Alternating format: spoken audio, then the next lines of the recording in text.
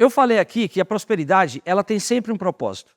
Não é à toa, não é peixe para morrer na praia, apodrecer, vir mosca, sabe? Não é o azeite para depois jogar fora. Não, sempre tem um propósito. Então não vai caber no meu celeiro, porque o excedente, ele tem um propósito.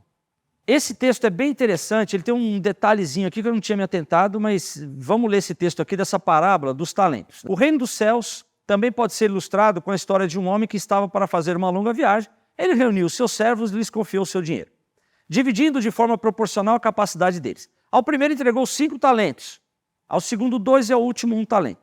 5, 2 e 1, 3 servos. Então foi viajar. E o servo que recebeu 5 talentos começou a investir o dinheiro e ganhou outros 5. O servo que recebeu 2 também se pôs a trabalhar e ganhou outros 2. Mas o servo que recebeu 1 talento cavou um buraco no chão e ali escondeu o dinheiro do seu senhor. Depois de muito tempo, o senhor voltou de viagem e os chamou para prestarem contas de como haviam usado o dinheiro. Ao servo ao qual lhe havia confiado 5 talentos, se apresentou com mais 5, o senhor me deu 5 talentos para investir e eu ganhei mais 5. O senhor disse, muito bem, meu servo bom e fiel. Você foi fiel na administração dessa quantia pequena e agora lhe darei muitas outras responsabilidades. Venha celebrar comigo. O servo que havia recebido 2 talentos se apresentou e disse, o senhor me deu 2 talentos para investir e eu ganhei mais 2. O senhor disse, muito bem, meu servo bom e fiel. Você foi fiel na administração dessa quantia pequena e agora lhe darei muitas outras responsabilidades, venha celebrar comigo. Por último, presta atenção, o servo que havia recebido 1 talento veio e disse, eu sabia que o senhor é homem severo, que colhe onde não plantou e ajunta onde não semeou. Tive medo de perder seu dinheiro, por isso escondi na terra. Aqui está ele. Então ele falou, eu sei que o senhor é brabo, né? Ele não falou nada. Nessa parábola, esse fazendeiro aqui, quem que é? Ele está fazendo as vezes de quem? Está representando quem? Deus. Falou, eu sei que o senhor é bravo, que o senhor quer colher onde não plantou. É o conceito, a imagem, a perspectiva que ele tinha de Deus. O senhor, porém, respondeu, servo mau e preguiçoso, se você sabia que eu colho onde não plantei e ajunto onde não semeei, por que não depositou o meu dinheiro? E eu faço questão de dizer que na outra tradução, na nossa, por exemplo, por que não deu meu dinheiro aos banqueiros? Pelo menos eu teria recebido os juros. Presta atenção. Os outros 2, que tinha 5, ele investiu, ganhou mais 5. Ele investiu no banco. Aliás, que banco vai dar essa taxa de juros de 5%, de 100%? Né? Só golpe mesmo, só Bitcoin, só pirâmide. O outro 2 negociou, investiu mais 2. Esse cara que tinha 1, fez essa bobagem, enterrou, ficou com medo e devolveu 1. Olha o que fala o Senhor. Por que não depositou meu dinheiro no banco? Vou fazer o conjunto das duas coisas. Por que você não colocou no banco? Pelo menos eu teria recebido os juros. Então, nessa visão dessa parábola, a coisa menor, menos importante, é investir dinheiro no banco. Estou falando da parábola. É o menos importante. Os outros 2 não investiram no banco, não investiram em aplicações financeiras. Eles investiram em outras coisas e conseguiram o superior ao que seria uma aplicação financeira. Mas esse aqui, com essa atitude errada dele, ele pelo menos deveria ter investido no banco. O que eu quero dizer com isso? É errado investir em banco, aplicação financeira? Não. Eu estou querendo mostrar o seguinte, às vezes a gente tem uma mentalidade que dinheiro é para a gente juntar, para economizar, para aplicar, para fazer poupança, para ter uma reserva para o dia mal. Tudo certo, nada errado com isso, não é essa crítica. Aos olhos de Deus, isso é o pelo menos. Tem muito mais coisa e coisa melhor para se fazer com dinheiro. Eu vou repetir aqui. Eu não estou condenando aplicar dinheiro por poupança, CDB, nada.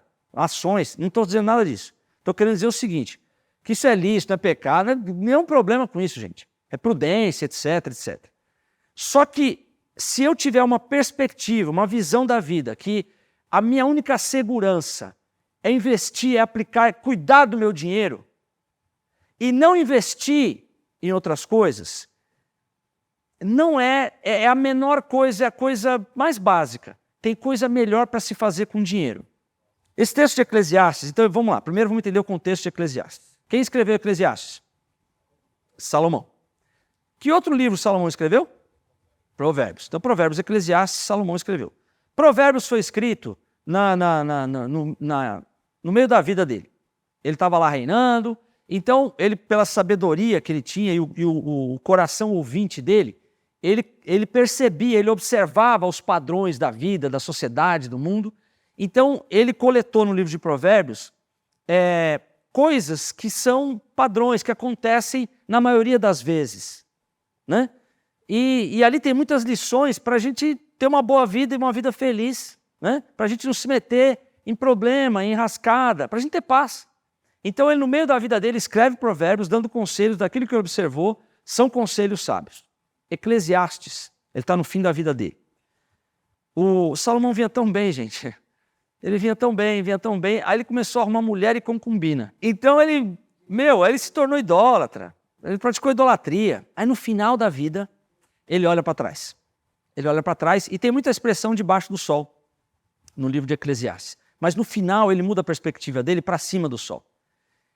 Mas ele coloca aqui em Eclesiastes, ainda da sabedoria que ele cultivou durante os seus anos e o que ele aprendeu também batendo a cabeça, ele coloca muitos conselhos sábios, e esse é um deles. Isso é um exemplo de como a gente investe aquilo que Deus dá, que já supriu a tua necessidade, já supriu os teus desejos, e agora você tem o privilégio de direcionar e de abençoar outros. Ele diz assim: e a todo homem a quem Deus deu riquezas e bens, notem, quem deu riquezas e bens ao homem? Deus. Ter riquezas e bens, isso não é um pecado, é coisa do mundo. Deus dá riquezas e bens. E lhe deu 3 coisas aqui. Para esse homem que Deus deu riquezas e bens, olha o que Deus dá também. Deus, ele dá o poder, em outra tradução fala capacidade, para deles usufruir ou para deles comer. Então Deus dá riquezas e bens para você, certo? Deus, se você quiser, ele pode te dar capacidade para usufruir disso. O que é capacidade para usufruir disso? O meu irmão até me chama e fala que eu fui José de casa, né? Que eu fui protegido, que eu peguei a melhor fase dos meus irmãos, tal. Então, somos em 5. Então, quando minha mãe tinha os 4, ela morava numa vila aqui, entre a Basílio da Cunha e Coronel Diogo, aí a Tomirim, né? Então era todo mundo num quarto só. Então aquele negócio todo, né? Uma luta danada do meu pai e tal. Aí depois ele mudou para casa que minha mãe mora até hoje, aqui perto do parque. Era um buraco, viu, gente? Era um buraco. Ali era uma ladeira que dava pro parque e não tinha... A grade do parque veio quando eu era criança, né? Então ali era um buraco ali, todo mundo ficou preocupado que meu pai comprou a casa ali, é perigoso e tal. Mas aí mudou para lá. 15 dias depois nasce o bonitão aqui. Então eu já nasci num sobrado, certo? Com mais quartos, que não era um só. Não, no outro era 2. Um era minha tia, outro era minha mãe com todo mundo, né? Então, né, e boa, né? Eu fui o único dos meus irmãos que estudei por 4 anos numa escola particular, né? Mas também não ficaram atrás, não, que eles estudaram na Antártica lá. Muito melhor que qualquer outra escola e tal. Mas ok, né? Então ele fala que eu sou o José, né? Mas eu me lembro, então, olha, gente, olha, eu tive uma infância sofrida. Eu não tive, gente. Não posso dizer isso, não tive. Graças a Deus sempre tive, sempre do bom e do melhor e tal. Com muito esforço do meu pai e minha mãe. Não era nada, não tinha nada assim de sobrar as coisas assim, mas sempre teve as coisas lá certinho e tal. Minha mãe batalhou pra caramba, minha mãe lá fazia bolsa e fazia camisa para vender, meu pai teve que parar a faculdade quando casou, aquele perrengue todo. Mas graças a Deus eu nunca tive nenhum problema, assim, nem meus irmãos, né? Então ele teve uma formação legal. Mas eu me lembro, e eu gostava e gosto até hoje de pera. E eu me lembro, quando minha mãe comprava pera, gente, aquilo era uma festa. Mas eu nunca comi uma pera inteira, sempre metade. Porque, você imagina, 5? E eu acho que eu comia metade porque era protegido também. Acho que minha mãe dava metade para mim e dividia em 4 outra metade. Mas eu adorava a pera, era metade, né? Então eu cresci com isso. Até hoje, gente, eu vou comer uma pera, eu corto no meio. Hoje, graças a Deus, eu consigo comer uma pera inteira. Mas eu não consigo pegar aquele negócio e morder. Eu tenho que cortar no meio. Eu acho que eu preciso fazer terapia com relação a isso, né? Mas então, né? Então se hoje eu posso comer uma pera inteira, né? Deus me dá a capacidade de usufruir, de capacidade para usufruir das riquezas e bens que Ele dá para a gente. Por que eu estou dizendo isso? Porque tem gente que tem, né? Mas que não quer perder e vai para o banco, mas não come pera. Entendeu? Não viaja, não viaja. Não presenteia os filhos, não dá conforto para casa. não passeia. Né? Não, o cara não tem. Mas essa capacidade para usufruir é dom de Deus. O final de tudo aqui é dom de Deus. Então, olha só. Deus dá bens e riquezas, certo?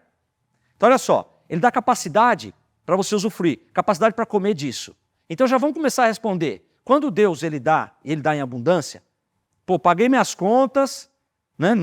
Falei na semana passada, né, que o Zé lá, ele ficou sem salário, um ajudante geral, ficou sem salário no mês, fizeram uma vaquinha, ele foi lá e comprou um som. Ele tinha filho pequeno, não tinha leite em casa, mas ele comprou um som, né? Mas não, você já comprou leite para as crianças, pagou conta de luz, de água e tal. Ou sobrou um pouco, você compra aquela roupinha que estava faltando, você, enfim, o que você quer, ainda sobrou. O que eu faço com isso? Né? Então, isso daqui é o seguinte, usufrua. Não é errado. Não é errado você usufruir dos bens e riquezas que Deus te deu. E aqui fala muito o livro de Eclesiastes do suor do seu rosto, do seu trabalho, o resultado do seu trabalho. Então isso não é errado, mas tem gente que não exerce essa capacidade que Deus dá. Segunda coisa, Deus ele dá capacidade para tomar a sua porção. O que significa isso? Aí você fala, não, mas eu não mereço isso. Ô rapaz, vai lá, é o que ele fala assim, vai passear, viaja lá para aquele hotel. Não, mas eu não mereço isso. Deus dá a capacidade de você acessar, a outra tradução fala o seguinte, você acessar a sua porção. Sabe que nem tem graça mais aquela história do cara que foi viajar de navio, né? Ele gastou tudo que tinha para comprar o passagem lá para o cruzeiro, mas não tinha dinheiro para comer, ele levou bolacha maisena. Ele ficou comendo 5 dias de bolacha maisena, no 6º dia ele olhou, não aguentava mais, falou assim, moço, quanto custa o restaurante? Eu vou comer hoje aí. Falei assim, não, está incluso. Né? Ele só comeu bolacha maisena. Né? Então assim, ele não sabia que a porção dele era também um restaurante. Então a gente fica às vezes com uma mentalidade abafada, né? Muitas vezes até por igrejas e pregadores, falar de dinheiro, falar de riqueza, que não pode, é de Satanás, é do pecado, o dinheiro é a raiz de todos os males. Não. Amor ao dinheiro é a raiz de todos os males. Não é só o rico que tem esse problema, o pobre tem pobre que ama o dinheiro, não tem dinheiro, mas ama. Ele está no mesmo problema. Então essa capacidade de você entender que você tem sim uma porção, você tem privilégio, sabe por quê? Porque Deus é um Deus gracioso. Os nossos filhos e netos, eles muitas vezes não vão entender porque estão recebendo aquele negócio daquele tamanho. Né? Não precisa entender, a gente que entende. Eu sei a minha motivação em dar. Talvez ele não esteja entendendo nem o que está acontecendo, por que está recebendo aquilo. Né? Às vezes a gente conversa de filho não querer aceitar um presente do pai. Né? Isso não é isso precisa saber receber. Então, essa capacidade de você acessar a sua porção, né, é uma capacidade, é um dom de Deus. E a terceira, a ser feliz em seu trabalho. Quantas pessoas você conhece que só reclama do trabalho que tem e de todos os trabalhos que teve? Então isso é um dom de Deus. Você entender que você está trabalhando num lugar porque é um chamado de Deus ali para você ser feliz. Não é para você reclamar e ser infeliz, é para ser feliz. E no momento que o negócio não acontece mais, Deus se incumbe de colocar no lugar, outro lugar para você ser feliz. Mas essa capacidade de você olhar o que você está fazendo, entender que você não é a quarta pessoa da Trindade, ninguém me valoriza, que ninguém me reconhece, né? Eu que devia ser promovido, percebe? Arrogância. Sabe que você não é reconhecido? Porque você não está trabalhando, você não está entregando, você é preguiçoso. Isso é verdade, mas não, eu vou olhar isso em mim? Não.